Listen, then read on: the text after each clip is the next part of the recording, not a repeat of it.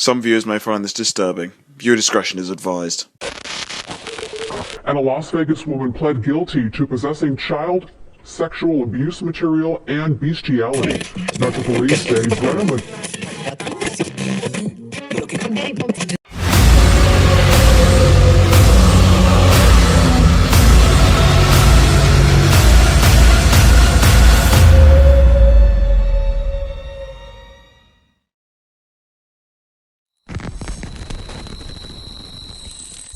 Meet Joe Callinger, currently serving a life sentence for sex-related murder here at the State Hospital for the Criminally Insane, just outside Scranton, Pennsylvania. I'm a patient person, got a good listening ear, and try to help people. You're a patient with a good ear, and you try to help people. Yes. When you're not trying to murder them. Yes. When Callinger's reign of terror ended, 3 were dead, including his 14-year-old son. You murdered your own son?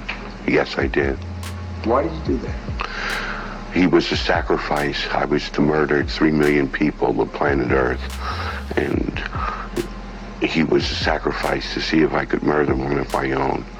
At the end of murdering all the people on Earth, I was going to murder my own family and then take my own life and become God. What do you think of the death penalty? I'm opposed to it. The state has no right to take your life, but you can murder other people? I don't think anyone has a right to take a life. Except you? When I'm under hallucination, I do. These voices from God, these hallucinations, do you still experience them? Yes, I do. Often? Often. Do you ever feel violent? Yes, I do. What do you feel like doing? Killing people. You still feel like killing people? Yes. Describe the feeling that you get when you feel like killing people. Well, last March 11th, I was hallucinating, and I took a razor blade and I cut a man's throat. Here in the hospital? Here in the hospital. Do you think you'd murder me, Joe? Yes. That's gruesome, Joe. That's horrible. Yes, it is. And you don't blame me if I say I hope you never get out of this place. I hope I never do either. Amen. Hours ago, we learned a Columbus woman pleaded guilty today to 4 counts of murder and 1 count of felonious assault. Rebecca Auburn was charged with intentionally causing the deadly overdoses of 4 men and the attempted overdose of another. This is video of her in court from an appearance back in 2023. Attorney General Dave Yost saying today's plea closes a tough case and that, quote, when law enforcement works together, there's hopes for families to secure justice, end quote. Mama,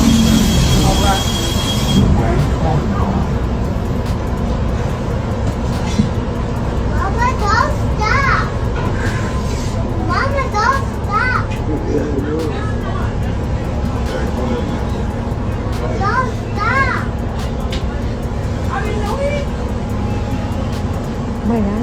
Damn, bro, you all sit down, man.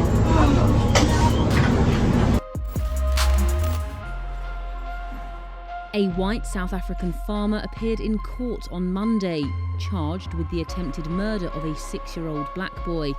That's after accusations he ran over the child with a tractor, breaking both his legs. Christoffel Stoneman is charged with deliberately injuring Kwesi Yekcyr after accusing the child of stealing an orange from his farm. The case has heightened racial tensions in the Western Cape province.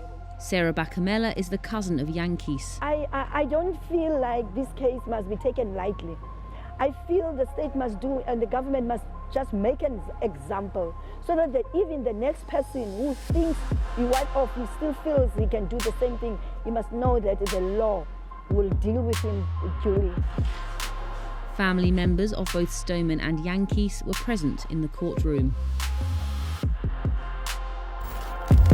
When I got out of my car, they threw out some racial slurs directed towards me.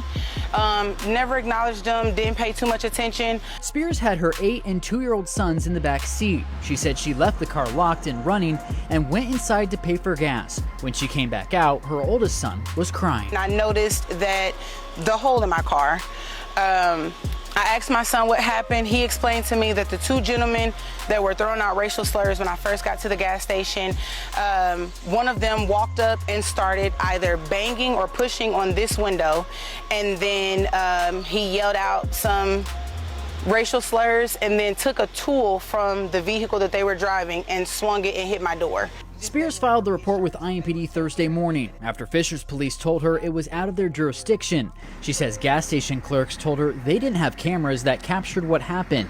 She just hopes the people responsible are caught and says it was a teaching moment for her kids. Those are just words. Nasty words, but those are just words. That's not who you are, doesn't define you. And it doesn't make up who you are. Metro Police are investigating what happened and looking for the people responsible. Anyone with information or who might have saw anything are asked to give IMPD a call. It's been about 4 days since I drained the family hand washing water because I learned something the other day. Use soap. So when you wash something, you clean it. My favorite thing about using the same water is when you do this, you're literally washing the dirt. Like you just do this and it like rinses the dirt off and then the dirt's clean. The victim had a choice. She could have left. I wish she would have. This is the moment a 64-year-old man claimed his 7-year-old granddaughter had a choice when he abused her for 3 years. And sir, I just want to make sure I understood what you said correctly. Did you say the victim could have left? Okay, she could have left anytime she wanted. I never forced her to do anything she did not want to do. This is a parole hearing for Donald Stevens, who has spent 8 years in prison, but still doesn't see what he has done wrong. Hopefully that'll never happen again. I gotta say hopefully because there's no guarantee on anything. He did unspeakable things to a 7-year-old, but cannot guarantee it will not happen again. This is what the victim had to say. You probably remember me as a little girl that was left silent because I didn't want to face you. I still have nightmares even as an adult now. I never understood why I stayed silent for so long, but now I do. I stayed silent because I thought others would judge me. I stayed silent because I thought I didn't have a voice. I fought for years. I once thought to just give up because you would never leave my head. You ruined my childhood. Everyone always talks about how great theirs was, and I couldn't even remember mine. For years I thought my body wasn't my own, but that was not the truth. Flash forward to today, I'm still healing that childhood I never had through my son. This pain will never go away. I no longer see myself as a victim. I am a survivor, and I will never be at peace. Fortunately, the parole board rejected his application for parole, and he has to wait another 10 years before he can apply again. And there are new developments tonight in a controversial online auction some are calling disgusting and racist. George Zimmerman auctioning the gun he used to kill Trayvon Martin. Zimmerman putting the gun back up for sale after another auction website took it down. Some bidders trying to disrupt the sale with wild offers up to $65 million. Here's ABC's Matt Gutman. Tonight, the internet strikes back. Trolls with mocking names like racist McShootface jamming George Zimmerman's gun auction. Zimmerman set the opening bid for the handgun he used to kill Trayvon Martin in 2012 at $5,000. He described the gun as a piece of American history, using pictures from his 2013 murder trial. He was acquitted. Earlier, Zimmerman was reached by phone, dismissing his critics. They're not going to be bidding on it, so I couldn't care less about them. But then, they did start bidding by the dozens, with names like Weedlord and Stonewall McCracker triggering a fictitious bidding war, with offers topping $65 million. So many hijacked the account that the website United Gun Group, a small website with a big-sounding name, creaked to a stop under the immense traffic. Zimmerman has also vowed to use proceeds to bring on the demise of groups like Black Lives Matter and the policies of people like Hillary Clinton. We know of one legitimate bid, a man from Georgia who says he wants to buy the gun to keep it out of the hands of racists, but he's only willing to pay George Zimmerman's asking price, $5,000. Tom? Matt, thank you. Now to Scott County, where a former middle school substitute teacher has been arrested, charged with 3 counts of third-degree rape. Police say the victim was one of her students. LEX 18's Lee Searcy has the story. All right, you're Alexandria Allen. Yes. Here's the former Royal Spring Middle School substitute teacher at her arraignment. She's charged with 3 counts of third-degree rape. According to her arrest warrant, Allen came into contact with one of her students, a 15-year-old boy, while she was in a position of authority, a position of public trust. In the warrant, police say during a forensic interview, the 15-year-old told them he had sex with the 25-year-old teacher. I just want her in jail. We talked to his mother last October after she reported to police that she found nude photos and videos of Allen and her son on his cell phone. She said Allen tutored him because he had developmental delays. I was disgusted because you're supposed to be helping him. And she wasn't helping him at all. The warrant states the alleged crimes took place over 8 months, from March to October of last year, at 3 different locations, including a Hilton Inn hotel in Georgetown. In court, Allen's attorney waived formal arraignment and entered a not guilty plea to the rape charges.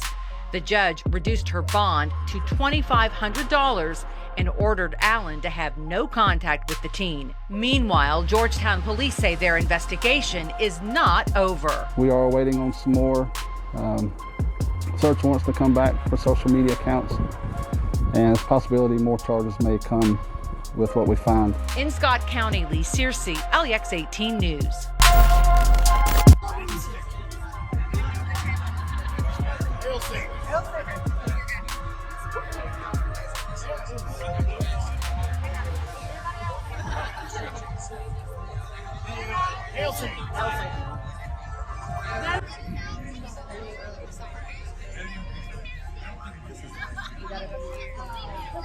Now we need pictures of our foreheads. Bill is trying to call me. Can you get my beard? Healthy. Sure they will. Said I'm sure they will. That's still going on TikTok over here. Oh yeah.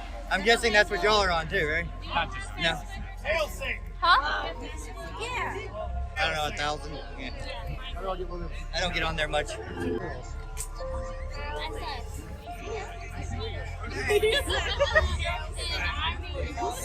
Jeff. Wait, his Facebook is Scott White, so you'll find him on my.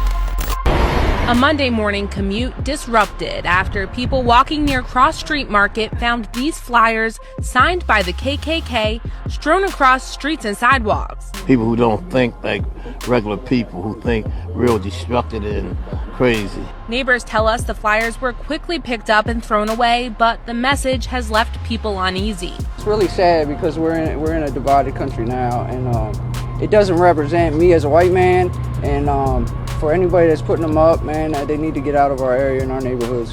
Baltimore City Council member Zach Blanchard said he was disgusted when he heard about this happening in his district and calls on city, state, and federal leaders to denounce the increased incidents of hate happening to multiple groups all across the country. This is definitely something that I take extremely seriously in my district, and there's unequivocal condemnation both from the council, from the mayor and his team, from the police department. This is not something we mince words with.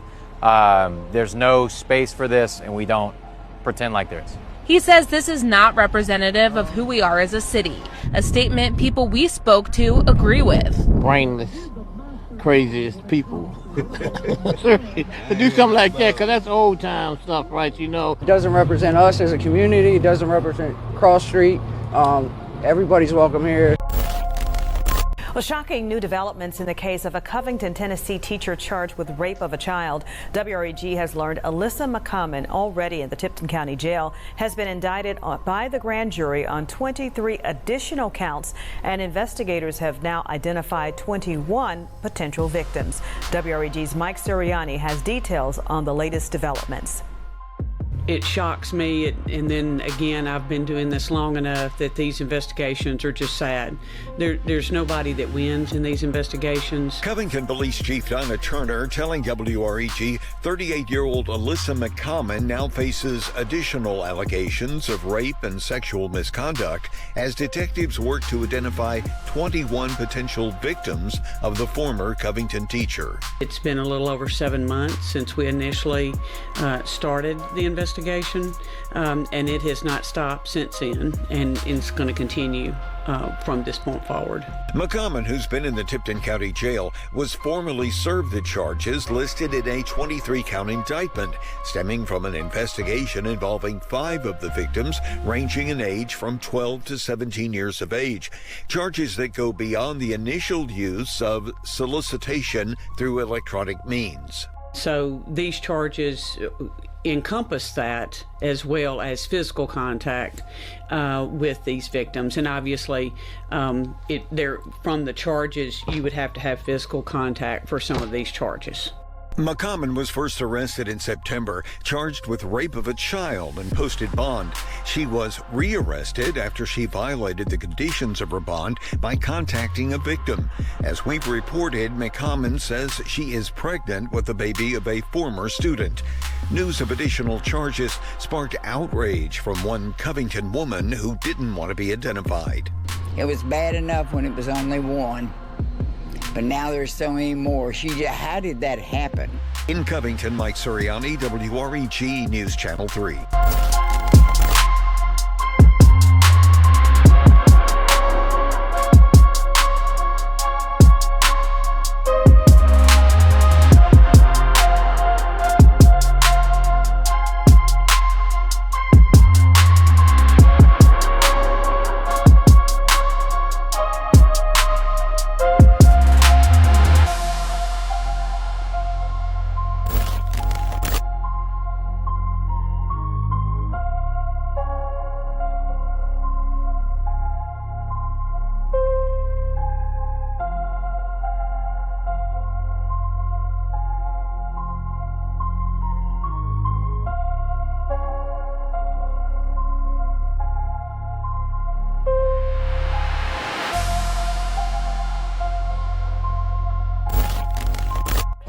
White people, we are an incestuous race. We have incest in our bloodline. Let me break it down for you. In America, back in the day, especially in the South, we, white people, used to marry our own cousins in order to keep plantation money within the family.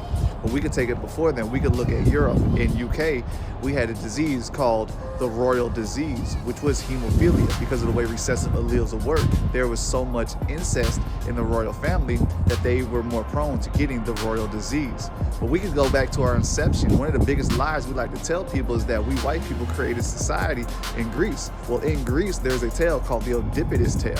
And that is where Freud came up with the Oedipus complex, in which the white male wants to kill his father in order to marry and have sex with his mother. That is incest. We have incest all the way back to our inception. Do you know who doesn't have these tales? Black people. So get Isaiah's big assignment and teach your kids some history they can be proud of. And if you have mixed kids. Continuing coverage now in Baldwin County. A Mobile police officer behind bars on no bond. He's accused of multiple sex crimes against a child. Daphne police making that arrest last night. And our Hal Sherk explains what we know. In a fast-moving investigation, Daphne police arrested 30-year-old Jacob Marcus Clifford late Wednesday. Police received a complaint December 4th. 2 weeks later, they arrested Clifford when he came to the Daphne police station for a follow-up interview. The detectives had reached what they believed was probable cause to obtain warrants. And, with keeping the district attorney's office, apprised of what we had learned. And so they had him come in yesterday for a follow-up interview. Police say Clifford did not resist and denied the allegations. Clifford faces 4 counts of sexual abuse of a child under 12 and 3 counts of sodomy. Investigators say they learned early on that Clifford was a Mobile police officer. We did, as a courtesy, notify Mobile PD that we were conducting that investigation, so they've been in the loop the entire time. Clifford lives in Daphne. That's where the alleged crimes happened, but investigators won't say whether Clifford knows the alleged victim or victims. The Baldwin County Multidisciplinary Team investigated the case. That team includes law enforcement, DHR, the Baldwin County Child Advocacy Center, and the District Attorney's Office. Clifford has 72 hours to appear before a judge for a formal bond hearing.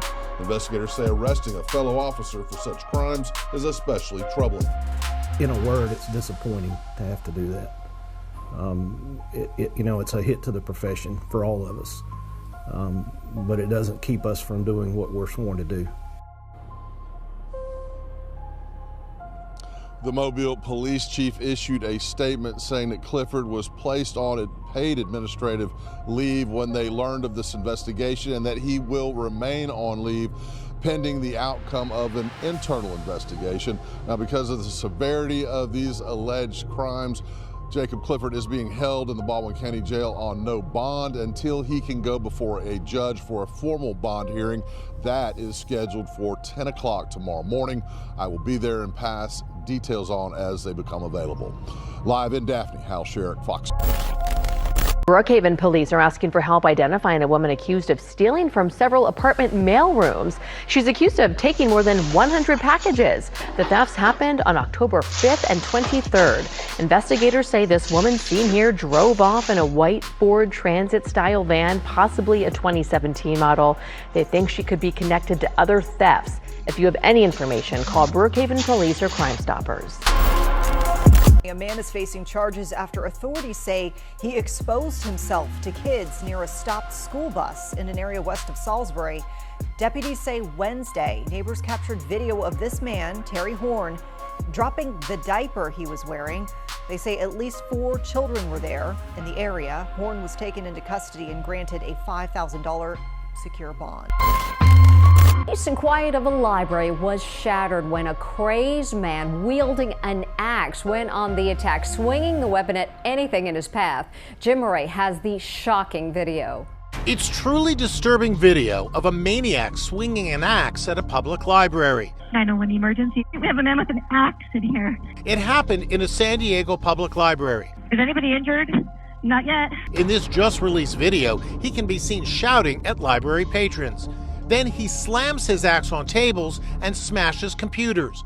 When cops got there, they found 52-year-old William John Hanley on the sidewalk, still holding the axe. Take the axe out. Put it down. That's when Hanley rears back as if to throw the axe. Drop the axe. Drop the axe. Amazingly, he survived.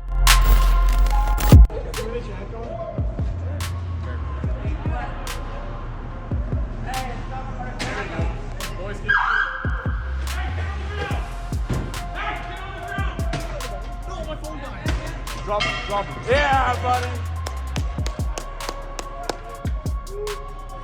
You can't do that. Aim for a little bit, eh? You didn't even need a hammer. Charlotte County Sheriff's Office says one of their own targeted a 10-year-old girl for sex.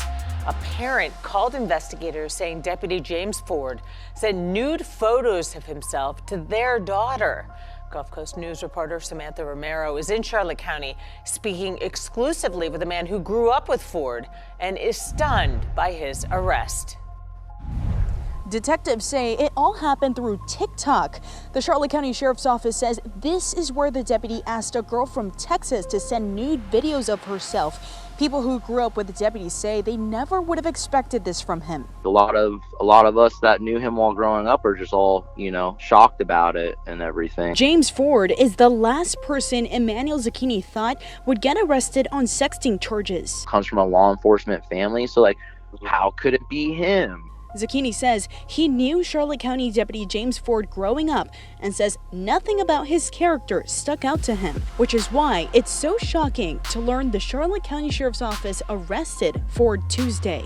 A Texas mother found nude photos on her 10-year-old daughter's phone. Investigators say Deputy Ford asked the girl for nude photos and videos of herself performing sexual acts on TikTok. Ford is also accused of sending the girl pictures of himself in the shower. Charlotte County deputies say he confessed and said he messed up. I have 2 little sisters, and so it just scares me, disgusts me. Emmanuel Zucchini says that's why parents have to be extra alert about who your child talks to online. How are you going to protect them? They need to know these things, but also not to scare them. The Charlotte County Sheriff's Office says Ford graduated from Law Enforcement Academy in July as a crossover trainee. Before that, he was a corrections deputy. At the Charlotte County Sheriff's Office headquarters, Samantha Romero, Gulf Coast News.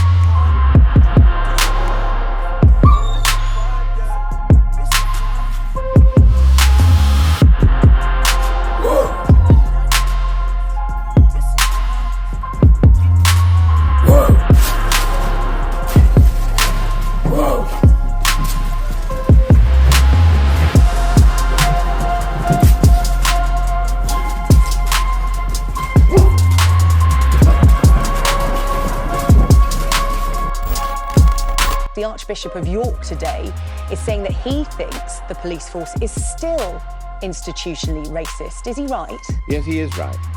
And that's why I'm saying it hasn't been eradicated. It's just that the threshold has gone up, and police officers and public are far more aware of these risks. Sometimes it's not evident by somebody actually calling somebody a phrase. It's not as obvious as that. We do have to apologise for those language because obviously they are very offensive terms. I understand why you use them to illustrate the point, but we do have to apologise. Yeah, those are terms that were used and still are used.